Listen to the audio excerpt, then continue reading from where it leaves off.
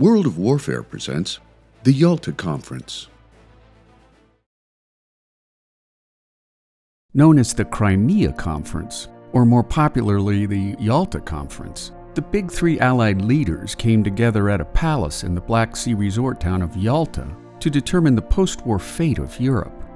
Arriving on the 4th of February, 1945, and lasting for the next 7 days, U.S. President Franklin D. Roosevelt, British Prime Minister Winston Churchill, and Soviet Premier Joseph Stalin met at Levadia Palace to shape a post-war peace that represented not just a collective security order, but a plan to give self-determination to the liberated peoples of post-Nazi occupied Europe.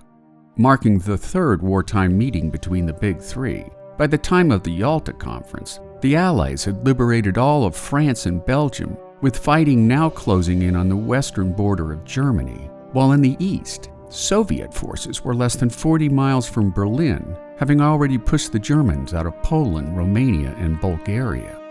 During the talks, Stalin agreed to enter the Pacific War against Japan within 3 months after the fall of Germany, and since the Russians had suffered egregious losses to German aggression in both world wars, the group agreed that Poland, Romania, and Bulgaria, the historical corridors for forces attempting to invade Russia, would remain in the Soviet sphere as a security buffer for a war-weary Soviet nation. The conference further set the boundaries for post-war occupation zones in Germany, including one for each 3 principal Allied nations attending the conference, along with a 4th zone for France, whose leader Charles de Gaulle was snubbed from the meeting, a diplomatic slight that caused a deep and lasting resentment in the French leader.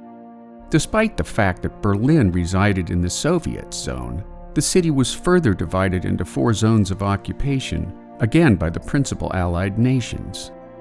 A declaration of liberated Europe was also created by the Big Three, which encouraged the people of Europe to create democratic institutions of their own design and to hold free elections for governments responsive to the will of the people.